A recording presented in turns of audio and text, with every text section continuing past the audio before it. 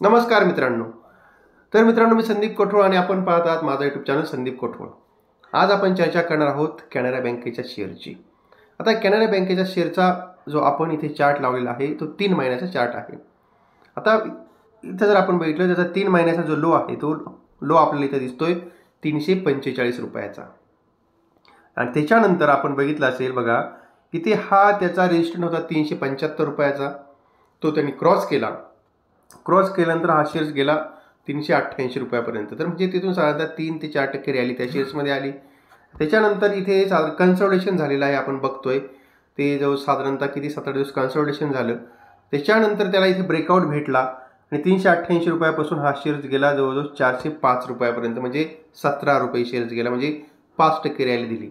परत थोडं करेक्शन इथं आलेलं आहे बघा, आपल्याला खाली दिसतंय. आणि पण इथे मित्रांनो ग्रीन कॅन्डल तयार झाली आणि इथं जो हा इथे 404 रुपयाचा जो रेजिस्टंट होता तो त्यांनी क्रॉस केला. त्याच्यानंतर ह्या शेअर्सनी टॉप लावला जवळजवळ 450 रुपयाचा. त्याच्यानंतर परत ह्या शेअर्समध्ये जरा थोडं करेक्शन झालं आणि जवळजवळ 426 रुपयापर्यंत हा शेअर्स आला. आता बघा इथे मित्रांनो, परत इथे यांनी हा 450 रुपयाचा त्यांनी रेजिस्टंट तोडला आणि परत इथे वरती जवळजवळ त्यांनी टॉप मारला 465 रुपयाचा, म्हणजे 2-3% फक्त रॅली दिली. पण इथून परत थोडं करेक्शन झालेलं आहे आणि आता ह्या शेअर्सनी मित्रांनो बघा, इथे हा जो त्याच्यावाला 467 रुपयाचा जो त्याला जबरदस्त रेजिस्टंट होता तो त्यांनी क्रॉस केला आहे आणि आता या शेअर्सनी 478 रुपयाचं क्लोजिंग दिलेलं आहे. तर मित्रांनो बघा, तर या शेअरचं नेचर काय सांगते बघा. इथून खाली सप्लाय, इथून खाली सपोर्टपासून वरती आला, हा त्यांनी परत रेजिस्टन्स तोडला, परत वरती गेला, परत खाली आला, परत वरती गेलेला आहे, परत खाली आला, परत हा रेजिस्टन्स तोडला, परत त्याच्यानंतर वरती गेला. म्हणजे मित्रांनो, तर एकंदरीत हा शेअर सध्या करतोय काय, 4-5% वरती जातो, 2% करेक्शन, परत 4-5% वरती जातो, परत 2% करेक्शन येते. तर एकंदरीत आता मित्रांनो बघा, यांनी आता हा 467 रुपयाचा जो काय त्याला मोठा रेजिस्टन्स होता तो त्यांनी तोडलेला आहे. आता त्याच्यानंतर आपल्याला याची टार्गेट जी आहेत ना मित्रांनो, ती टार्गेट आपल्याला खूप मोठी आहेत. मी तुम्हाला दाखवतो टार्गेट. ती टार्गेट बघितल्यानंतर आपण एकदम हैराण व्हाल.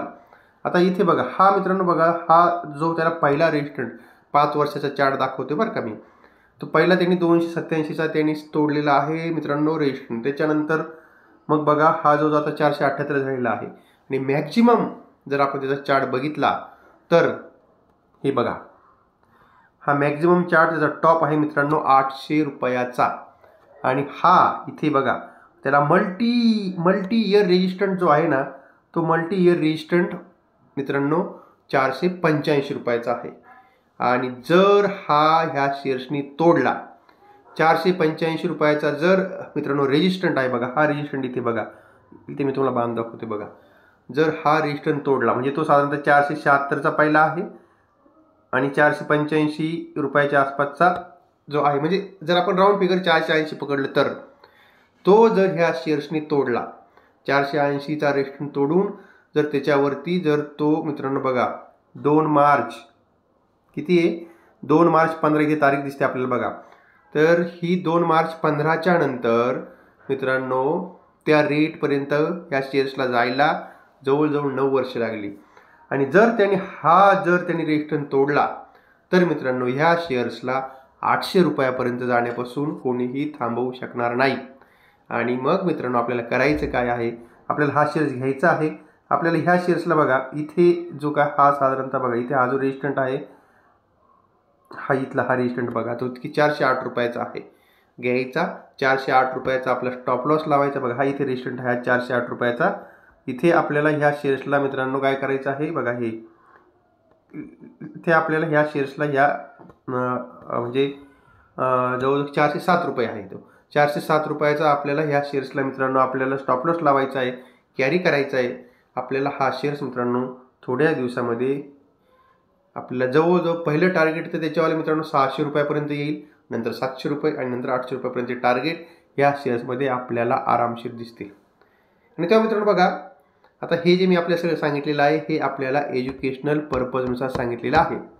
आणि सगळ्यात महत्त्वाचं, जर समजा याच्यातून आपल्याला फायदा झाला आनंदाची गोष्ट आहे, पण जर नुकसान झालं तर त्याला मी आणि माझा चॅनल हा जबाबदार असणार नाही. आणि तेव्हा मित्रांनो जर ही माहिती चांगली वाटली असेल आणि जर समजा व्हिडिओ चांगला वाटला असेल तर आपल्या व्हिडिओला लाईक करा, शेअर करा आणि आपल्या चॅनलला सबस्क्राईब करायला बिलकुल विसरू नका. तोपर्यंत मित्रांनो पाहत राहा आणि काय पाहत राहा, आपले व्हिडिओ पाहत राहा आणि पैसे कमवत राहा.